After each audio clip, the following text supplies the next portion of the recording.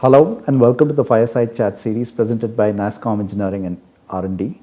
I'm Karan Kamal, co-founder of Future Factor 360, and today I am in discussion with Mr. Hari Burle, Head of Centers of Excellence at Quest Global, and we're going to be talking about software-defined vehicle. Hari, it would be great if you could introduce yourself. Thank you, Karan. I'm Hari Burle. Been in the industry for about 29 years. I've been at Quest Global for about a year and a half. Um, the centers of excellence that I have set up and run focus on different industries, of which automotive is a key industry that we have a center of excellence on. And we also have technology COEs, which, as we talk about SDV, we'll see that all the technology COEs contribute to how software-defined vehicles are going to be built. Software-defined vehicles is not only shaping the future of automotive industry, but it's redefining mobility. It's having an impact on the entire automotive ecosystem. But even today, we see that not a consistent explanation exists in terms of what constitutes SDV. What are some of the key building blocks of SDV? So, Hari, if you could throw some light on that. Sure. The software-defined vehicle is a new category of automobiles, right? And depending on whom you ask, you get a different description of what a software-defined vehicle is. And I want to relate to an example that I heard sometime around 2014. There was this news article that Tesla cars had some issues with ground clearance, and the solution to that in a traditional automobile would be a recall, and the car would be taken back to a dealer or a service center, and a deeply mechanical solution would have been used for it. But the solution that Tesla had was to send a software update to the cars. Overnight, the cars had the problem fixed. Right. For me personally, that was the wow moment on what a software-defined vehicle is. Right. So, in summary, the way I would look at software-defined vehicle is a automobile that can be configured, managed, change the experience, provide better safety features for the customer, all managed through the software. But software has been in the car for a long time. Right? The software has been providing certain functionalities in terms of ECUs, electronic control units, that offered certain things like simple things like how you would control your rear view mirror or rain activated wipers and things like that. Modern cars today have over 100 ECUs that provide various functionalities. Right? The next level of software-defined vehicle was when some elements of digital were adopted. You had a touch screen, you can connect your phone, you can communicate with people. The next version was a connected software-defined vehicle. This is where the car would get over-the-air updates for navigation or certain software. You are connected to the external world and things like that. And I think the next generation is a software-defined vehicle. Right? And to touch on your other part of your question on what are those key building blocks, I think the industry is reinventing itself because the software-defined vehicle is very different from what traditional vehicles were. The core building blocks, I would say, would be high power compute because there's so much decisions to be made, so much data that comes. A software platform that is standardized and can allow both the OEM or partners or app developers to build applications. Vehicle control systems, because the cars are going to have so many sensors in them. How do you manage all of these? How do they communicate with each other and things like that? Connectivity is an important part, as all these sensors generate so much data. This has to be communicated between the different systems. So you will see a lot of advancements happening in vehicle Ethernet or communication between the cars or with external to the car and the traffic control systems and things like that. The next block would be human machine interaction. It's very easy to throw a lot of information at a user in the car, but the trick is to have the right balance between what is useful information and what is the information that a user has to act on, and can the user interact in more natural ways like voice or gesture and things like that. Last but not the least, I think cybersecurity is a very, very important building block. As the cars get connected and there's a lot of software and hardware, there is scope for cyber attacks and cyber threats. And with life of the passengers at risk, this is a very key element of a software-defined vehicle.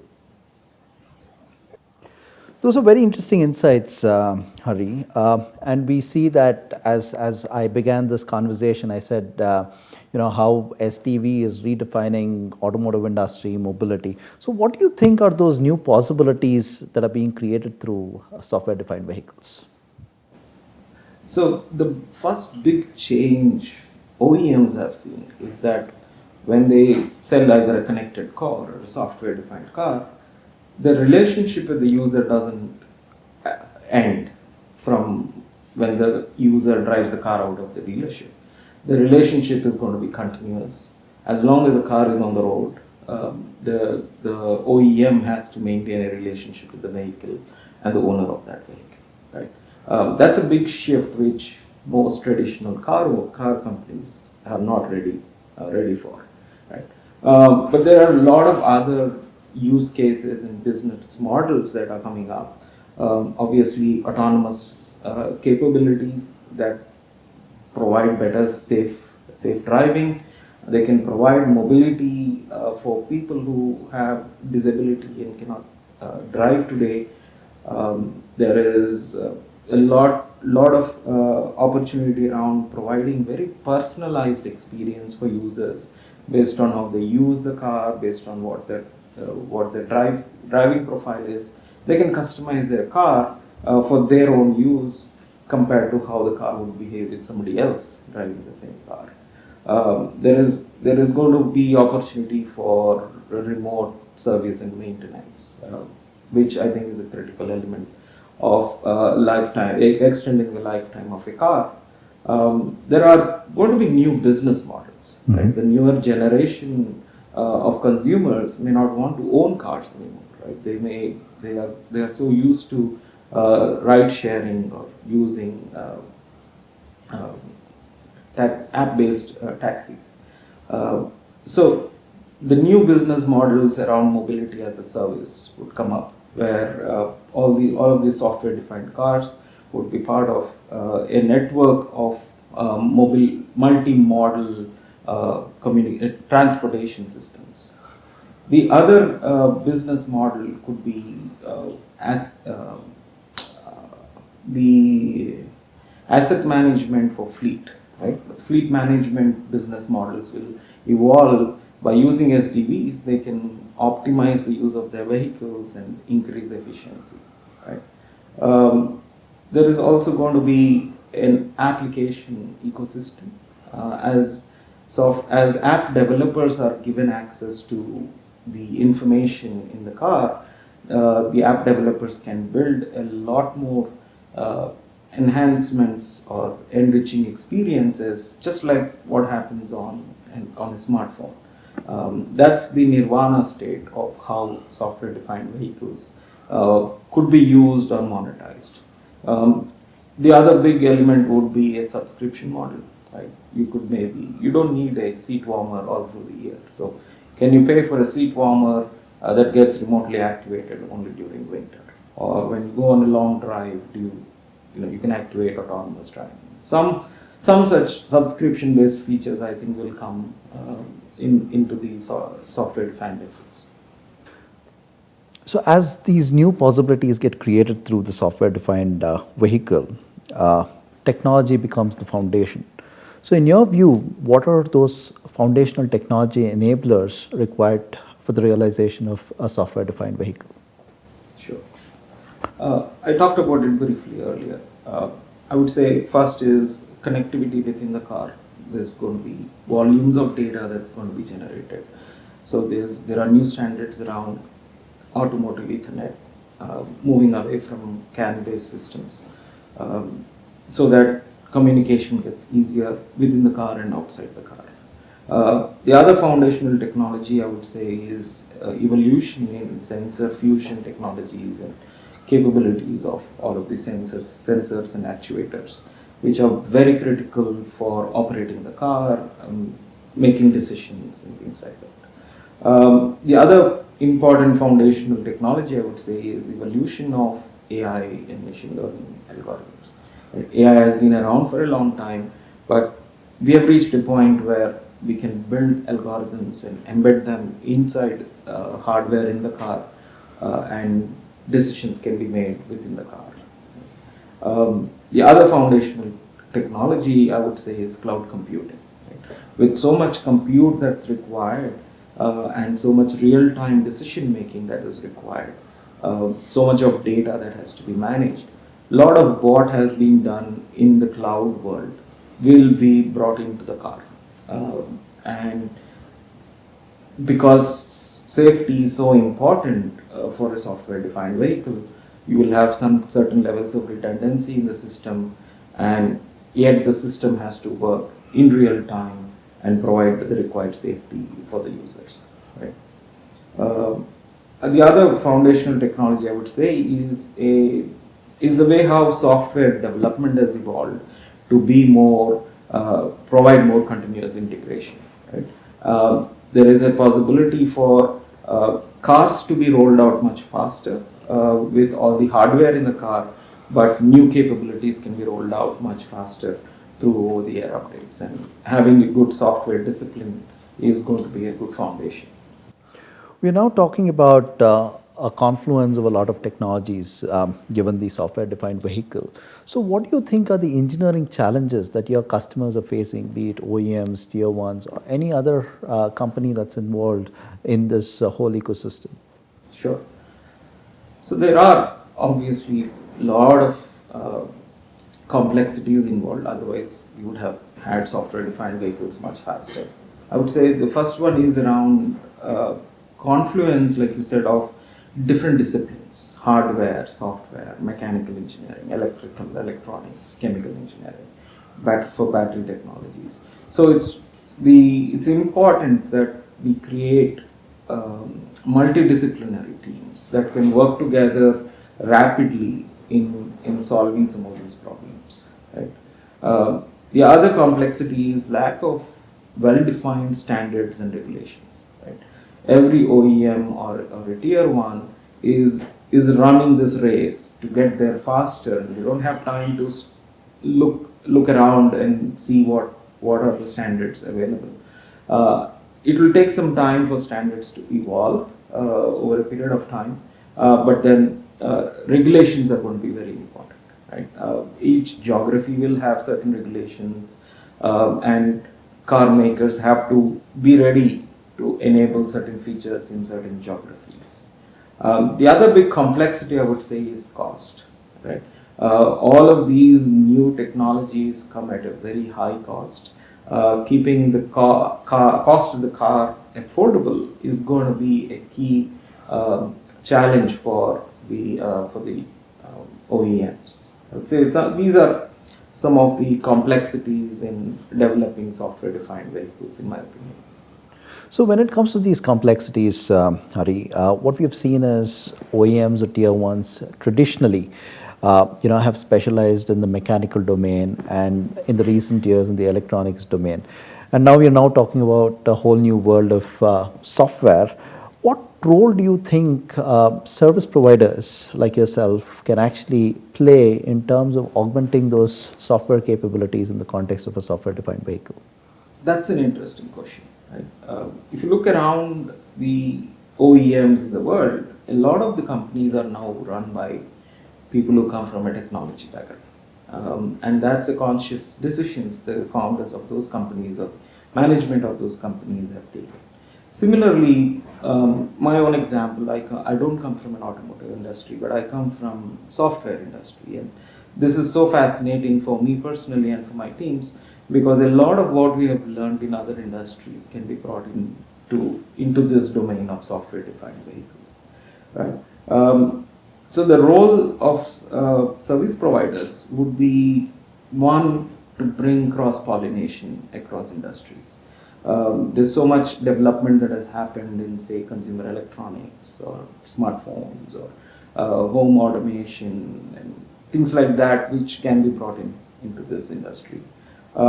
Software development disciplines, for example, high performance systems that like e-commerce or some of those app stores.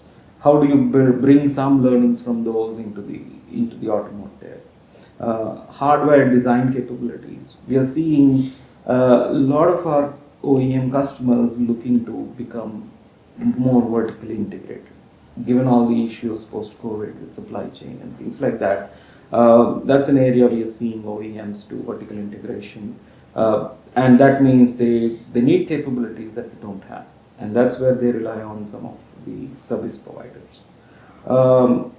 The other big element where service providers can help is in AI and data management. There's volumes of data that's coming out of these cars. Service providers can help with monitoring that data, providing the right insights, and helping the vehicle make decisions quickly. I would say some of these are the roles, and of course, verification and validation. As regulations evolve in the software-defined vehicle, these service providers can help with verification and validation. Especially in an autonomous car, there's so much training to be done. You cannot always drive the car around on the road and learn. So there are newer techniques around creating synthetic data that the service providers can help with. There's a lot of virtual learning that we can help with the development of software-defined and autonomous cars.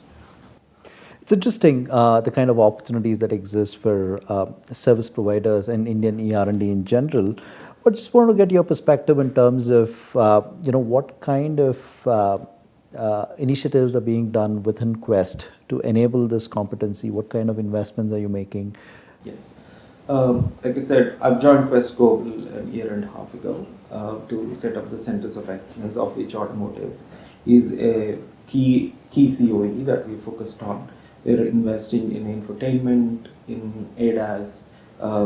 Quest Global has also recently made certain acquisitions in the silicon and system design area.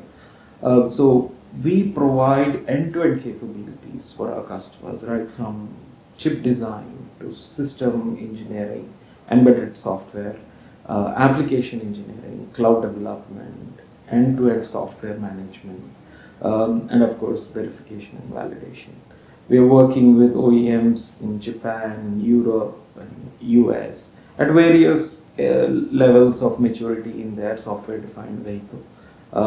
We are also investing in building our own reference architectures because that's an evolving area. So we are creating reference architectures with ecosystem partners out there. So it becomes easy for our customers to adopt certain architecture and also learn from our experiences and our mistakes that we have learned putting all the technologies together. So that's what Quest Global is offering to our customers. Hari, it indeed was a very fascinating conversation with you. It did open up a lot of dimensions around software-defined vehicles. Thank you very much for your time, and I hope our audience enjoyed the session too. Thank you, Karan. Thank you for the opportunity, and I'm very excited with the potential of software-defined vehicle and what service providers like Quest Global can do for the industry. Thank you very much for having me. Thank you so much.